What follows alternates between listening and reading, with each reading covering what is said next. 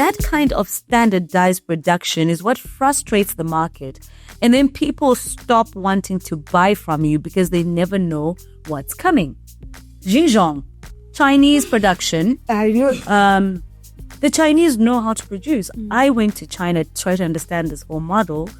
And China will have A grade, B grade, C grade, D grade, So if your money is C grade, then you get C grade. If you have good money, you get A grade. They have understood the market. It's marketing. They understood the market, so they'll give you what you pay for.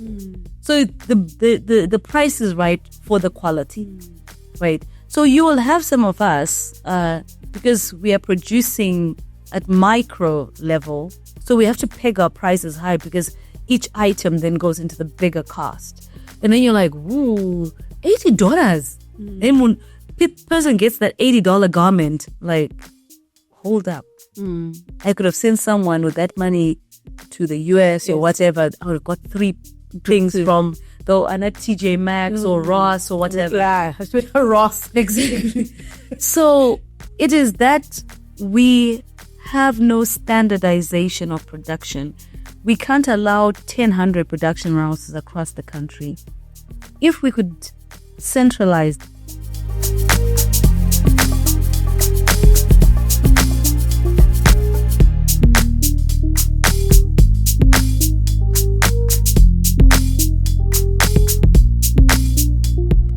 Hi everyone, welcome to another episode of Moments with Nyengeterai. I'm so excited to be back with you this week. But first of all, I just want to say thank you. Thank you so much for this community, the messages. I'm just enjoying the messages.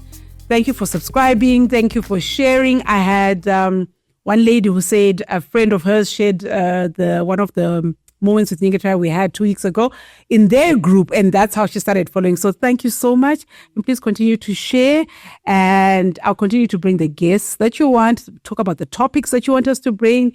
And talking about topics and guests, I've got a very exciting guest today, and I can't wait to touch on the different conversation because she's an interesting, I think, young woman. She has so many facets to her, legal, fashion, art, everything. And that's what I love about her. So welcome to the show, madam. Thank you so much, big sis. My word. It's about time, right? It's been too long. Yeah. I think good things come to those who wait. But I'm really happy to be here and following your work, admiring your work. And yes, we're going to add to your followership because we deserve to support each other as sisters. Oh, thank you so much. So for those people who don't know you, who are you? What do you do? What's your call to fame? Call to fame? Energy. I think that is one thing that most people always identify about me. I am an energy bunny. I'm like a battery, they say. But I never run out of energy. So I'm Chenesai. I'm a lot of things, but defining them as I go. At some point, I just realized that I need to unleash the dragon, so to speak, and figure out where it will land. So I practice as a lawyer now. I have worked extensively in the creative industry, so I have a creative charm about me, which I love. I live on a farm, so coincidentally, I'm doing a lot of work in agriculture. Wow. And I'm adding to my portfolio. I'm exploring the mining sector. Wow. What puts all of these energies together is, I just realized we're entering all very male-dominated industries. When I look at agriculture, very male-dominated. When I look at the creative industry, it's very male-dominated. When I look at mining, very male-dominated. So I just believe I'm following my path, and it's leading me to places where my voice is needed, I reckon. Oh, wow. Yeah. I love that. And in fact, let's just start there. When you look at your childhood, because I look at the many facets of you, and your energy is one of them. For a very long time, I remember growing up, I used to be told that I was too loud and too energetic all over the place. I'm sure if it was now, I'd have been told that I have ADHD because I was just all over the place. I want you to go back to when you were young. And is there something that you believe probably has an influence on the Chenesai that we see today? Yeah, without a shadow of doubt, my maternal grandmother, Gogo Evelyn Mazonde, she was a creative. God rest her soul in peace. And Gogo used to visit all her children very diligently. So Gogo would come to our house and she always had bubble gum. She always had energy. Gogo would go to visit my mother's sister in Warren Park. She'd visit her other sisters my mother's sisters in town. She'd stayed in Mabuku.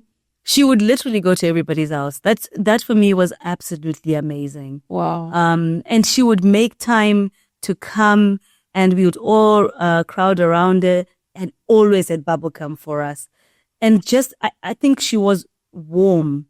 In fact, I don't think. She was very warm because we all felt connected. Mm-hmm. All of Gogo Mazonde's grandchildren have a connection to her. And that's what makes it so amazing. So it doesn't matter whether they were, my sisters and my brothers who are in their 50s or us, well, okay, I'm not that far gone. Or the little ones, I'm going to also take a pause and say, oops, I'm almost there. Or my little cousins who are in their 20s. Everyone will tell you a story about Gogo. Wow. That energy, I think just lived with me and stayed with me. And I completely adore her, even to her death. And she inspires me every day to say, you know what, live a little, dare a little. She was very daring, I believe. Wow. And just be you, my mom would get into these conversations. Go, usafambe maneru. Maneru kwa Gogo, how am I maneru, and Gogo just kind of muse and look at her like, Dashika mwanangu, don't worry. So yeah, I think it is Grandma Mazonde, Gogo Mazonde, just, that's where it started. Wow. Yeah. Oh, wow. So tell me about your childhood. Are you the first child? What number are you? And how was it growing up, I'm a middle child. Wow. So that tells you everything. Never got attention. No, literally never got attention. I have one big sister. Mm-hmm. And growing up, I was absolutely likened to my sister, as in, you should be like Jess. Mm-hmm. Hi, Jess. So that tells you I am nothing like Jess. Yeah. I guess they just really, it is the old age of raising children. And you always say the first one is brilliant. My sister is an amazing entrepreneur. She's brilliant.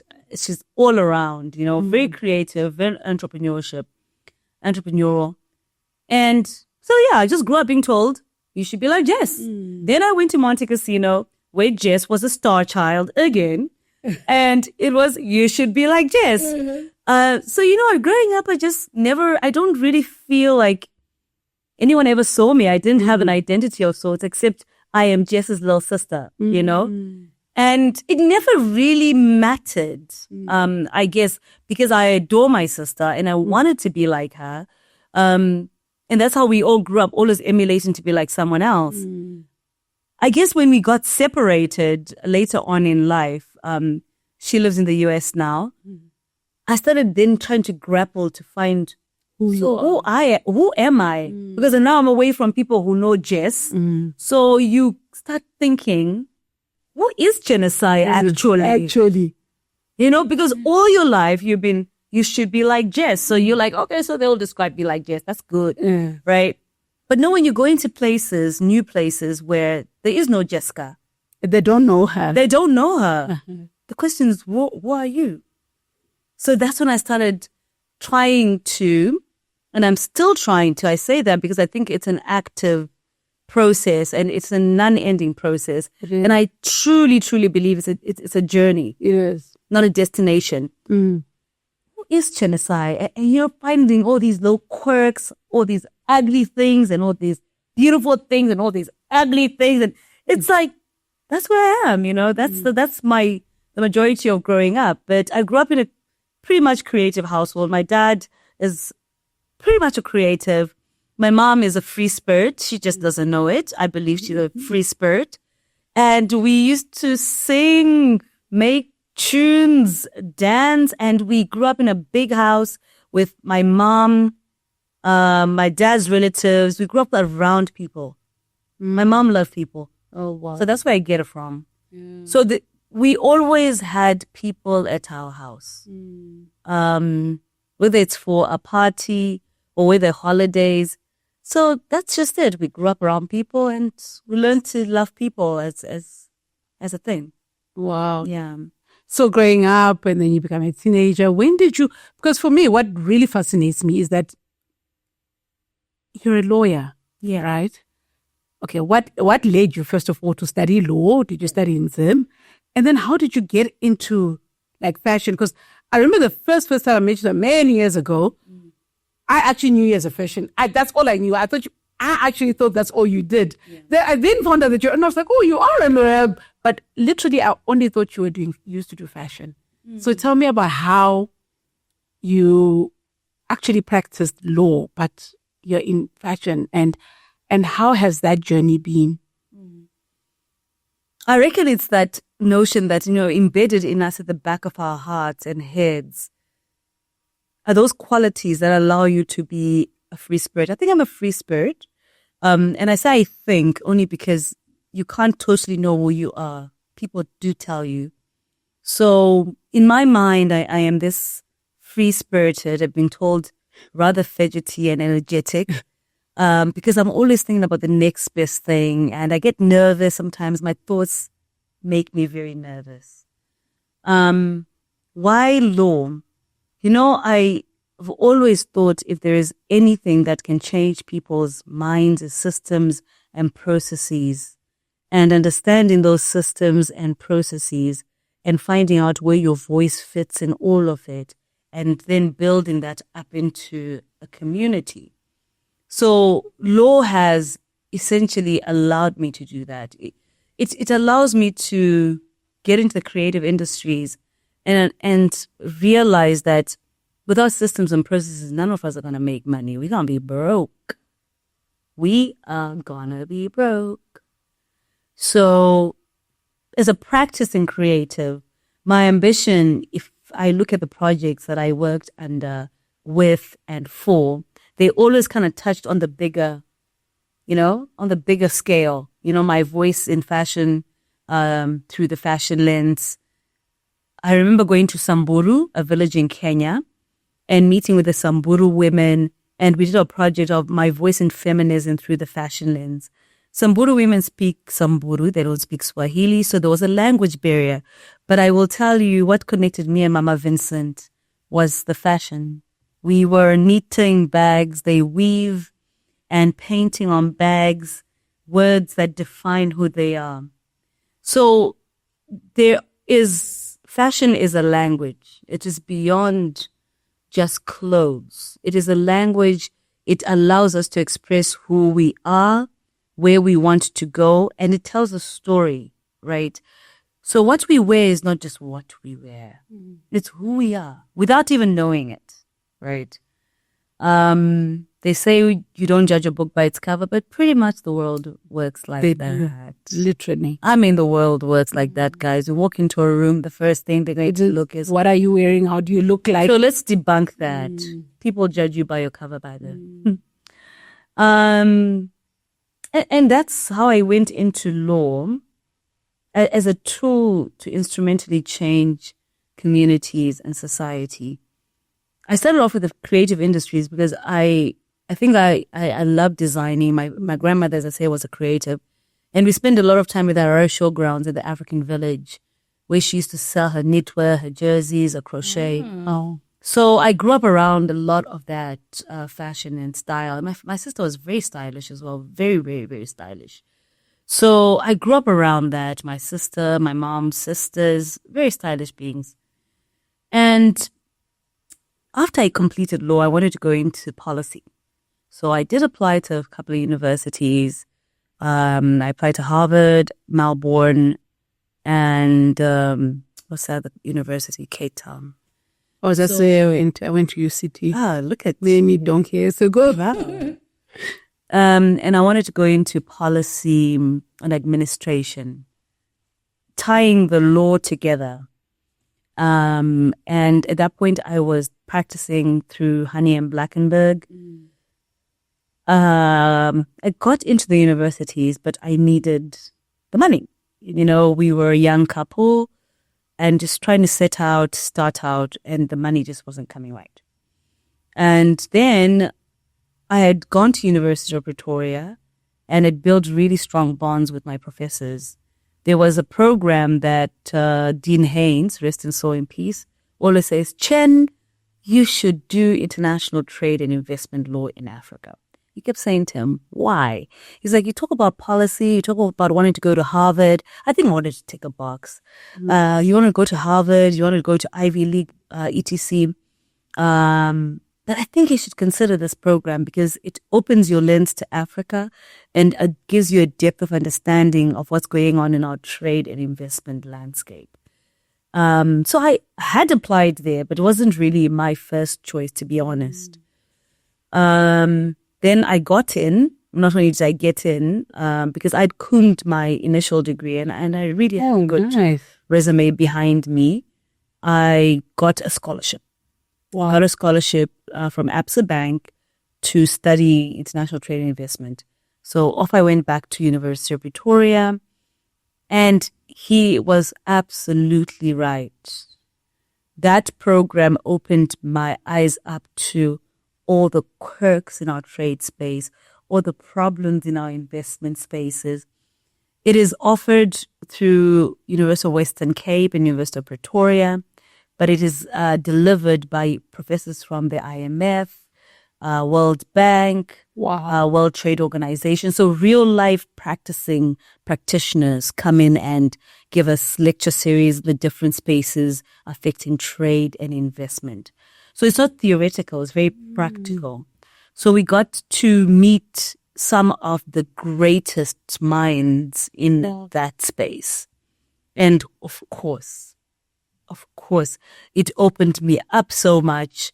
Then later on, I got to then go to the World Bank and actually experience the World Bank.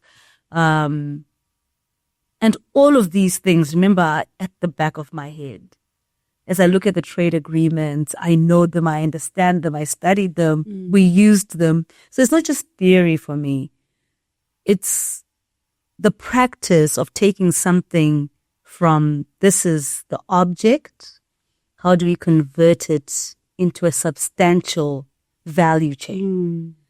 And that's what the law does for me. So when I worked in the creative industries, it was very important for me to work with the creatives. My approach to law, I insist, is not about the theory because anyone can study law, legal text, and then you're trained to interpret it. There's enough of us there.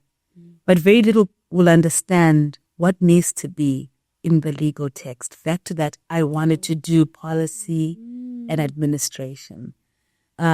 And you cannot get this understanding of what the policies should look like until you actually do spend some time on the ground, understanding what are the farm laborers talking about, what are the mining employees talking about, what are the women in mining thinking, how are they experiencing it, what are the creators doing, what are some of the gaps. You won't get that from a survey. Sorry. Not meaning to offend. I think we all need all of them. But we do need more case studies. If you look at any other industry, people who do geology, people who do mining, people who are anthropologists, they have to go into the community. Even sociologists, because I did this is again psychology. Talk to us about that a little. You did sociology. You have to go in. You have to go into the communities. You have to go and see. You won't understand. That's the point. That is actually the point. So, like I said, I am really trying to get it all together. And I think I'm at a moment where I'm starting to define, this is why I was intrigued by this. Which makes the experiences so valuable because I will look at a piece of legislation and say, nah, guys, it's not working. This is not what's happening on the ground. How might we do this a bit different?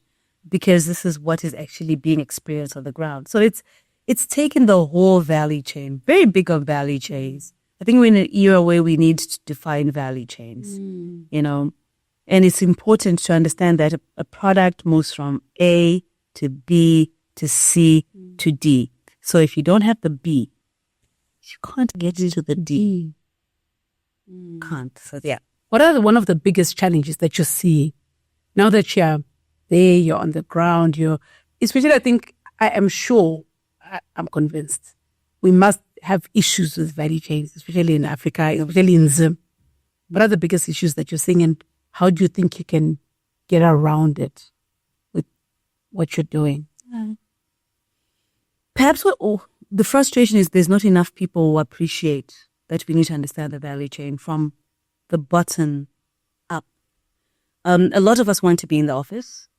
A lot of us want to be in corporate. A lot of us want to be paid a lot. But I think that will all come, right? If we build a system, everybody benefits. It is how the world works. So there is just not enough of us who believe in that. And I want to go back to the United States, how they offer their law programs. For you to go to law school, you will have to have an undergrad. Yeah. So either you've done accounting, you've done sociology, you've done psychology and practiced in that fraternity.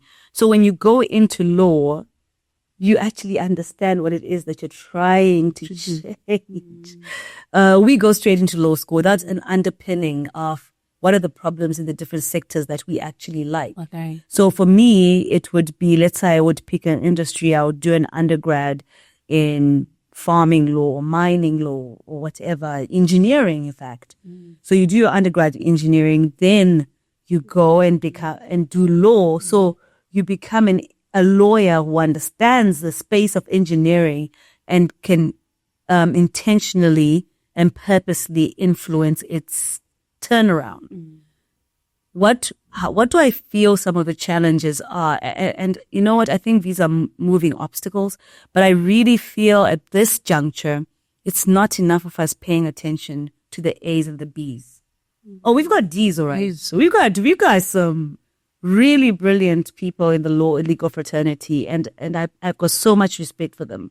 The C's and the D's are there, but we need foot soldiers. We need lawyers that want to get their hands dirty, want to spend time beyond a survey, you know, spend time on the ground to understand. If you want to do a PhD, then do it and then focus.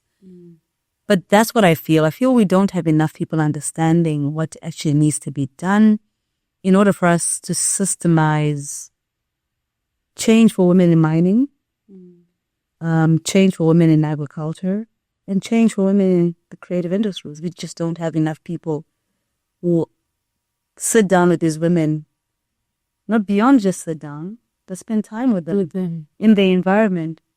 Because creators are shunned. Nyengeterai. Oh God, I got that a lot, believe me, because I was right there smack as one of them. You know, so it surprises a lot of people. They say, "Oh, Utori lawyer." So I'm like, what does it mean, Utori lawyer?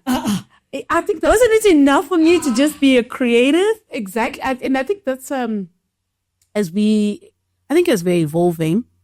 I remember when I was young, going to uni. Initially, I wanted to do law. Then I got to UCT. I realized we had to do Latin. I was not very good with languages. I'd barely scraped with my French. Then I went to the Latin. And I thought, nah, I'm not doing this. So I then just, changed and decided to do other things. Anyway, after I had my assessment done, I was told that I was a people person. Either did HR or marketing. I said, I'll do this thing called, then no one really knew marketing. I was like, I'll do marketing. I'll do marketing. But that's because I then got something else that was more interesting. But my sister was more of a creative person. She wanted to sing. She wanted to go to British International to study music. But everyone was like, no, my guitar, you can't do this thing. And when I look back in retrospect, I'm like, they should have just allowed her. But I think it's taking very long. It's taking a long time. It's a system. So what do we do? How do we? You're a creative. I am. I always be a creative. Yeah. How do we change the mindset, especially of parents? Because I don't think money is only in medicine and law and whatever. Money is everywhere if you really look for it. Some of the wealthiest people are creatives around the world. Oprah Winfrey, Jay-Z, Beyonce. I mean, to state, look at all the fashion houses, Ralph Lauren, all of them, So what do we do? There's a system. There is policies that speak to what is happening on the ground. A policy should mimic what is happening on the ground. For a policy to be applicable, to build a system, it has to speak to what's happening on the ground. That's why I'm saying the A and B is not there. We have some of the glorious policy, and like I said, I always have respect for every person's role in the value chain. Yet we must also realize that there are parts in the value chain that are missing. When we realize that we need the people on the ground, you need the Chenesai who understand the groundings and the workings, then we can actually build a value chain. We call them roundtable conferences. You know why? Because everybody around that table is bringing a different value set, a different skill set. So I can't have a room full of purely lawyers, us trying to create a policy document or a new law for creators. It will not change because right now, I do not see how creatives can make money. I was one. I struggled. I don't see how they can make money with the way the system is shaped. There is no system for them. Right. So in other jurisdictions, you see examples of, you look at the likes of Anaja Praiser, who have made substantial livelihood from their trade. But under the system, he works hard, he follows the system, he's got order. All of these things take time. So it's not everyone who has the capacity to be a job praiser and have a keen who is very organized, great management team, and. Some of the majority of the creatives need a system that just works. If I become a singer, this is where I'll land. If I'm an indie producer, if I'm a startup singer, if I'm a mature singer, I'm likely to make this. If I ask other creatives, if I've been in the design space and I'm a designer for 12 years, the question I'll ask is, designers after 12 years of practice, how much do they make? Can't answer that. Exactly. You could possibly be making less than the person who just started. No way in this world does that work. If it's a lawyer, there's no way a lawyer in their first year makes the same as a lawyer in the 12th year. In sociology, in marketing, there's no way. So why is it? There's no system. So a designer in 12 years of production should be able to sell their product for a certain amount because they've earned their stripes. I surely cannot price my product the same price as someone in their first year. Yet, if we understand that Zimbabwe is small, our market is small. Growing up, Zimbabwe was Africa's breadbasket. It was. Right? So we exported a lot. We haven't been doing that in recent years in our trade. So most of these creative goods were exported out the baskets, the weaving. Mats and crochets. Yes. I mean, we even went as far as doing a project. I did a project with Zimtrade, Voices of Fashion. And Zimtrade has amazing access to experts in different sectors. So they brought in a trade expert in the fashion industry from Germany. And we went around all the markets. We went from Edgar's to small designers to Truett, everything. You know what? we're trying to establish the exportability of our fashion product. So she was assessing the quality, the production, right? So if you are to do a capsule collection, which at this point in our production line is what we are only capable of. Capsules. Can you explain what a capsule? Capsule collection is a smaller collection. Okay. 6 to 8 pieces that are remade. Okay. We don't have capacity for mass production. So she was assessing that. Okay, so we go to designers and she says, if you were to export this and take it to another country, I wouldn't buy it because the buyer will be there to check your shipment because the button is the half a centimeter off. There is a standard. Fashion is an art. It's a very hard art. Moral of that is, unless we standardize, unless we develop a system, unless we figure out how to get centralized production houses for our creators, for instance, we'll have no system. They'll continue to want to produce for Zimbabwe, which our buying power is very low. The economy, not just in Zimbabwe, globally, is suffering. Yet, you have just across the pond South African designers that are thriving. The creative industries is thriving. You go and you buy Akajo, you buy all of these products and you love it. Is it possible? Yes. And what do we do? He's just launched his shoe kit and his, even DJ Razitle. Yeah. So these things work if there is a system. And we need support, right? A lot of people are saying, no, but Chenesai, you make great clothes. You should be producing. I'm like, I have no capacity. I don't want to be a producer. I want to design. I want to sit in a studio, design, get into a production house, allow them to mass produce. Value chains, systems, standardization. Then the world becomes my oyster. We want to make money. Creators need to get married. They're having children. Those children need to be taken care of. But it can't always revolve around grant funding.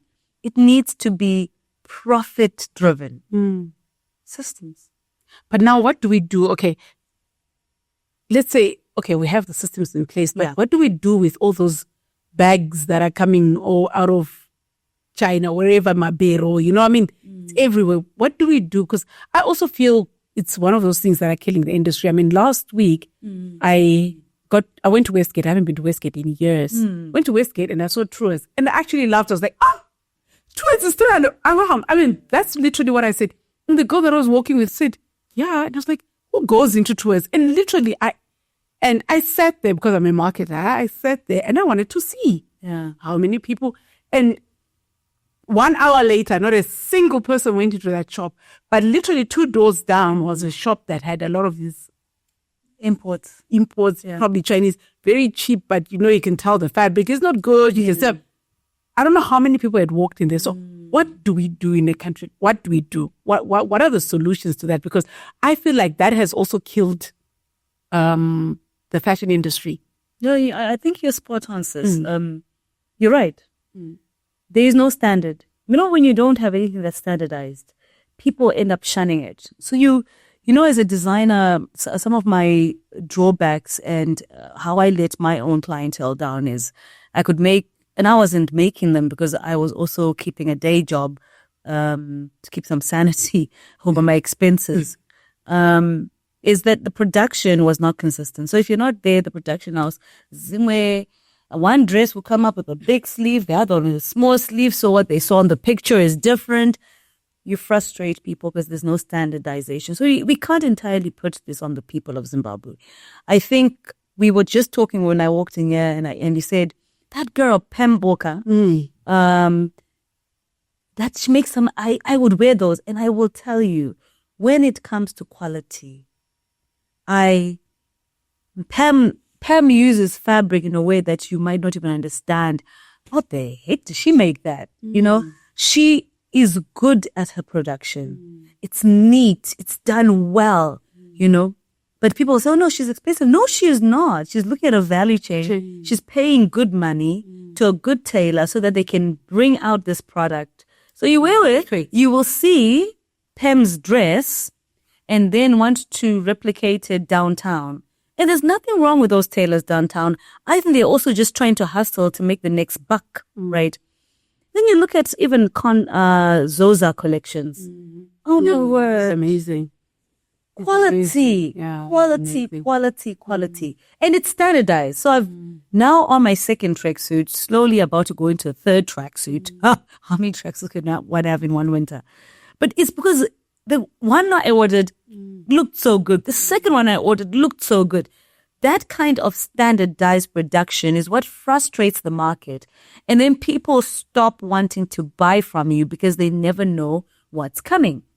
Xinjiang, Chinese production. The Chinese know how to produce. I went to China to try to understand this whole model. And China will have A grade, B grade, C grade, D grade, So if your money is C grade, then you get C grade. If you have good money, you get A grade. They have understood the market. It's marketing. They understood the market, so they'll give you what you pay for. So the price is right for the quality, right? So you will have some of us because we are producing at micro level, so we have to peg our prices high because each item then goes into the bigger cost, and then you're like, "Ooh, $80." Then when person gets that $80 garment, like, hold up. I could have sent someone with that money to the US or whatever. I would have got 3 things from TJ Maxx or Ross or whatever. Yeah, Ross. Exactly. So it is that we have no standardization of production. We can't allow 1,000 production houses across the country. If we could centralize the production house, control the output, and this is one idea in the creative industries, then once we control what's outputting, we can now figure out the market. And mass production always helps you to lower the cost. So it does. Look at the tailors. They can't then do $12, $13. They to go higher. Because that's what frustrates me about Zim. I really try and support. Then one outfit comes out, second one. This is the trick. And the worst part, you get it and one, it'll be late, and then it comes just before your event or whatever. Then it doesn't fit properly. And I'm just thinking to myself, you know what? I should have and now because my daughter's in the States, just send. Because I'm just trying to not stress myself. But at the end of the day, you still think, but we're not supported. What happens to these people? That is the it's actually in our face, and you're not wrong. It's actually ongoing. And that lack of systemization of production, for instance, this is just one thing we're talking about. There's so many, a plethora of things we could line out in our value chain, in the fashion sector, or in the creative sector at large. But I want to narrow down on that. If production was systemized, and I know that suit is going to look like that suit, like that suit. Like I'm talking about Pam Boka. I know if I order a suit from Pam Boka, it's going to fit like a glove. If I order a wrap dress, I recently ordered a wrap dress for a family welcome of our new sister-in-law. And for sure, I wasn't even around. I arrived that morning. Girl, when I put that dress on. Perfect fit. It exceeded my expectation. Now, if I don't hesitate, I'm like, I need to save money to $80. Get this done. A quality of fabric, a choice of production. That's an example of what we're talking about, standardization. Now, enlarge that one example, 2 examples, those are collections. Enlarge that on scale, where you say, look, call out to all these fashion designers that have great designs. We have opened up a production house. And in this production house, you bring your designs, we bring them to life. We work with the best of the best. Can you imagine what's going to come out of that? Lower costs, standardized production, and voila, everybody makes money. The tailors make money, the designer makes money, and the market is happy. People like local stuff. They do, because I remember growing up, my mom had a boutique. Yeah. And I actually remember she'd go to Bulawayo, because we lived in Shane, so she'd go to Bulawayo with Harare, and she'd order stuff from Wallace. While Yeah. It should bring in these beautiful clothes and people would order and Yeah. But then slowly it just started dying. And then next minute people didn't want them. First of all, because then it became expensive. Then the quality wasn't good. But yet we were there, you know. So it is really frustrating, you know. And I'm trying to think, what do we do, you know? The creatives that are good. They're doing well. Give an example of Job Praiser. There are many other photographers, filmmakers, documentary makers, singers, fashion designers that are doing well. Zuba, for instance, Joyce has been in the industry for a heck of a long time, and she's raised the children through that industry. So back to the point, we just need to allow the system to enlarge. We need to scale the system. There is an idea of what needs to be done, but we need to now scale it so that many more can access it, right? And that's the same with, if you look at the problems in agriculture, for instance, a lot of people want to diagnose these problems. And I always say, but you've never lived on the farm. You don't know into the mind. You don't have to live on a farm, but you've never spent time with these women. How do you judge them so harshly, you know? You don't know what they go through. Most of these people are coming from households where their mothers were grade 6, grade 7. They had children at grade 6, grade 7. So I want to explain the workings of that household, where the conversations go. They are some of the smartest people I've met. They are street smart. They are hardworking. They have made $1 out of 15 cents. Enough respect to those women, right? We want a level of sophistication that meets our level. We're different. But just because they're different doesn't make them less. Have we asked them what they want? If you really do, most of them will just say, you know, we just want our children to go to school. And that's it. And we want safe spaces for our girls.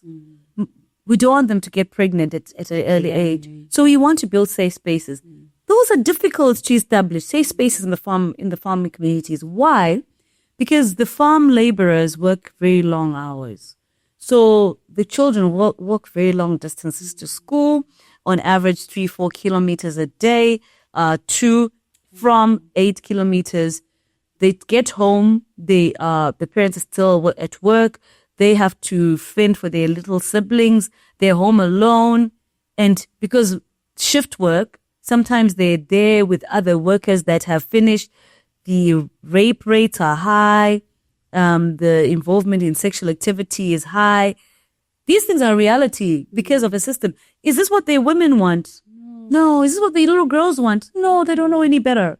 So what they really want to say, how do we establish safe spaces where if my child finishes, they can go to this place and I know they're safe until I finish work, right? We do that. We have daycare centers. Exactly for that, yeah. Yes. In fact, I just discovered from my friend that there's dog daycare centers in Zimbabwe. I haven't known until the other day. I was with Karen and she was like, yeah, there's a place where they even do. Actually, it is Karen. Karen, you're guilty. I was like, what? She says, I need to go pick up my dog. Yeah. But look, I love dogs, so I don't mind it. But the point I'm trying to make with that is they're there because she can't leave her dog at home by itself because she worries about its safety. That's what these women are craving for, are cringing for, because they want their girls to go far in life. But you then also know, Vanzuki said, no, they understand. But they have no resources to match their ambitions. That's it. Yeah. It's so disheartening and heartbreaking, you know. And, gosh, we could go on. We could go on, but, you know what I just, my gosh, now I'm like, I wish there's so many things now that I want to unpack and everything, and I know we're going to be running out of time soon. But anyway, since I want to zero in back on you to say, okay, you've seen all these things and you are in it, and as you look into the future, where do you see your role, you know? You know, I'm a grounds person. I want to do. So I've studied a lot of things in all of these spaces, putting my energies, if I can help one girl, if I can make a difference in one girl's life, that's what I'll do. Long term, I really hope that I can work around consulting in primarily right now in policy around the creative industries, mining and agriculture. I certainly hope that I can put my voice forward, help shape some of this legislation. And as a lawyer who also understands how policy and laws are crafted, I really just hope to work in that consultative work on that higher scale. But on the ground, I want to continue getting involved. I want to continue to understand, because I think there is value in understanding. I think we need foot soldiers in any war. You cannot win it on strategy. They are the implementers, the foot soldiers who implement the general's orders. So I do want to continue on both ends of the spectrum, particularly feeding the lower end. I'm a grassroots person. I want to continue working with people on grassroots. I love people. I want to continue to understand people. And in practice, because I do need to continue practicing and working for my clients, because we have children, they still need to go to school. And I want to live a modest life that will leave a mark. And every day for me that's the ambition. How might I be modest enough to know that the next person needs my help? Sometimes we get caught up in wanting everything, the nicest car, the nicest home. Yet if we change that dynamic a little bit, we can make a whole world of difference in the people we meet. We have a little bit more capital, a little bit more money to help.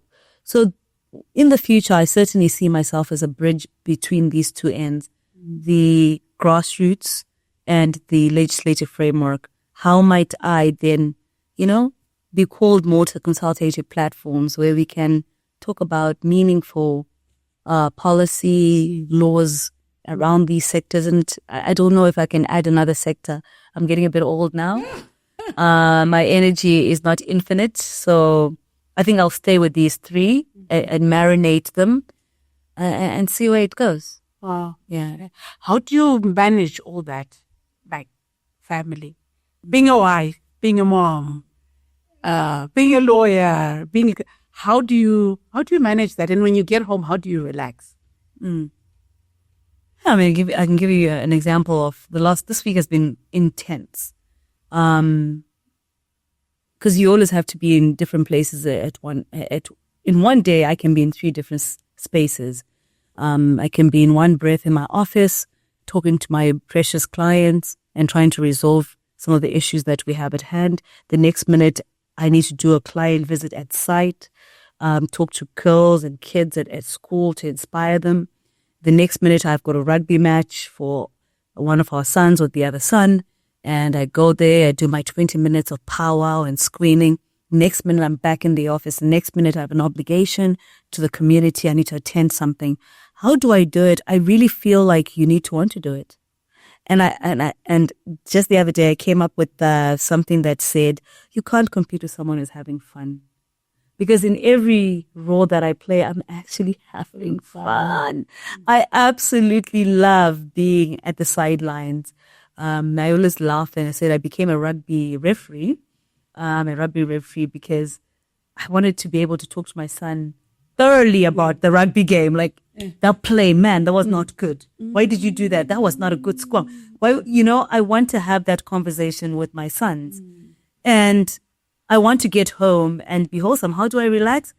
I get home. Yesterday I got home fairly late. I went to the gym and I was feeling a lot of pain.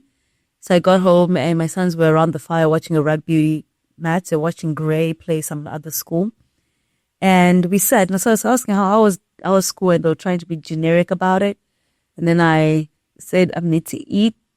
And then I ate, and then I sat back with them. And we got into the game, and then I asked again, how was school?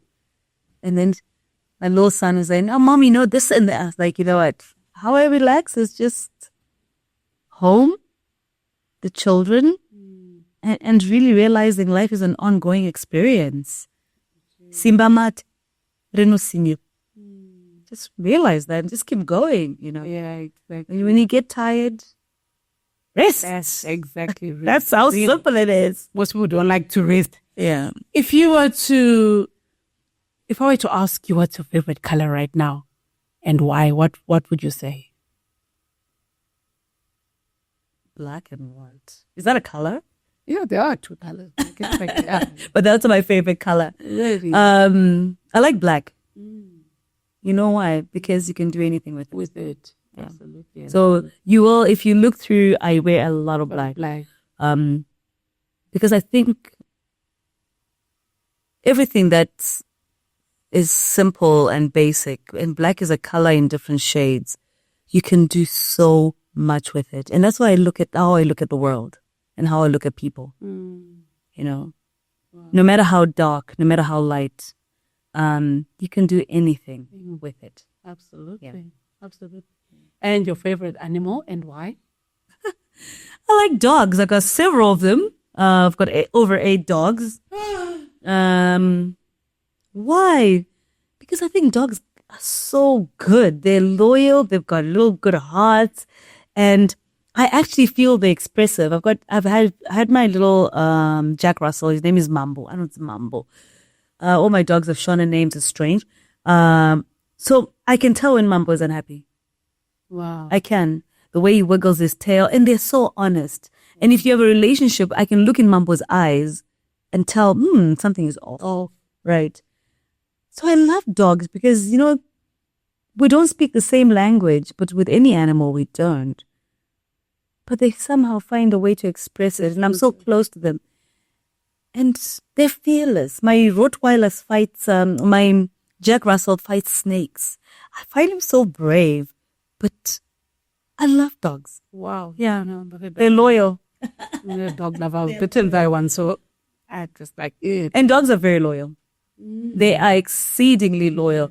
So you learn to find ways to be loyal. I think loyalty is an immeasurably great quality. It is. Yeah. Oh, wow. That's the one book that you've read that's made a huge difference in your life. The Courage to be Disliked. Ah. Yeah. I actually need to buy that book. Someone else recommended it to me, so I should look at it. Right before that, I read not right before that. A professor of mine in UP gave me The Road Less Troubled. I love that book. Yeah. I actually read it twice. Okay, and what timeless movie have you watched? Movie that even today, if you get home, you could watch it. What is it? I'm not a TV person. That's a tricky one. Let me think. Pretty Woman. Yes, actually. I don't mind watching Richard Gere and Julia Roberts do their thing. I know, right? Actually, yes, Pretty Woman. Yes. I think it's a classic. And your favorite music or favorite song? To be honest, just the other day, I caught on to Mandione. What? It's off Japre's new album, I'm thinking. Oh, the new one. Yes, I don't have, I'm not also musically inclined, I don't think. But more and more when you listen to, currently I would say my favorite song is 25 by Winky D. I think it's such an expression of society. And I think a lot of us are still singing, 1925, a better life, nice. I don't think even for people that think they have enough, they feel like they've done enough. I like that song because I think it speaks to anyone at any point. And it is such a way for us a bridge for us to work on, to understand that if we don't work hard enough, our children will be right there also singing, 25, and this is how then they get caught up in drugs, alcohol, and all sorts of things. So I think so. I like that song because I can still jam it even right now and play at 25. Wow. Yeah. If today was your last day on earth and you were about to transcend and, what's the one thing that you would say, you know what, I'm actually ready to go because I've done what? I've instilled in my boys a sense of purpose, and I hope I can continue doing that. I watch them just being, and I think that's enough for me. That every day they can say their mom was a little bit more courageous. Wow. My mom was bold. My mom was loud. The fact that they can describe me as their mother is enough for me. Well, I asked if you take one of my sons right here and ask, what's your mom like? Believe me, they will tell you your volume. Wow. And I think that's enough. That's enough, yeah. Perfect. As we close off, what are your, in all your spheres of life and the 40 plus years that you've lived on this earth, what are your 5 biggest takeaways or life lessons that you'd want to impart? Number 1, learn to learn. You are not, number 2, you are not an island. You belong to a community. Number 3, live for other people. You have enough. You cannot keep getting the fanciest cars, the fanciest home. At some point, you have to draw that line. Number 4, live each day as if it is your last. And number 5, remember you came from somewhere. God first, always. And he who began a good work in you will continue it. So fear nothing. Let them. Let them. Oh, that's my favorite book. Yes. I'm reading it now, yeah. I just reading it and I'm actually absolutely loving it. Fear nothing. You were created for a purpose. So God first always. Yeah. Oh, amazing. If we're packing our bags, in fact, we've packed our bags and we have our passports when we're going to the airport. Where are we flying off to? Kenya. Wow. Yeah, Kenya. I love the cultural richness of Kenya. It has character. I was telling my children, they were complaining, lamenting about the local holidays. I said, there's no way we're going to get into a plane and go to Dubai before you visit 5 African countries. God forbid, knock on wood. And they're like, Mama, I'm like, Kenya. It has so much character. Even the people have character. The fashion sense, so much. And it's so undiluted, particularly when you get into Kenya and then there's the cows on the roads. You're like, hey, okay. I mean, there's things that can change, but it also speaks volumes of how the people, and I think character is so important in shaping who you become. And Kenyans are just bold. They are colorfully bold and very cultural. And it's a beautiful country. Yeah.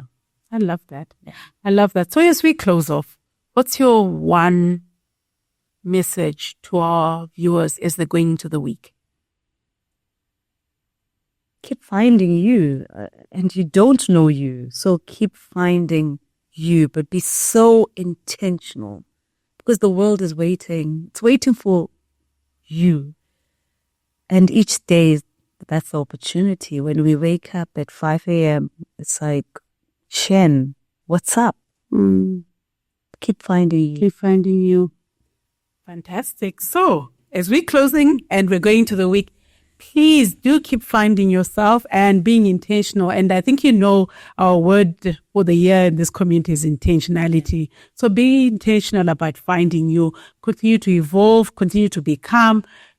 Just don't be stagnant. The same person, if you are still the same person you were 3 years ago, you're losing yourself. So keep finding you and have a fantastic week. I'll see you next week. Yay. Bye.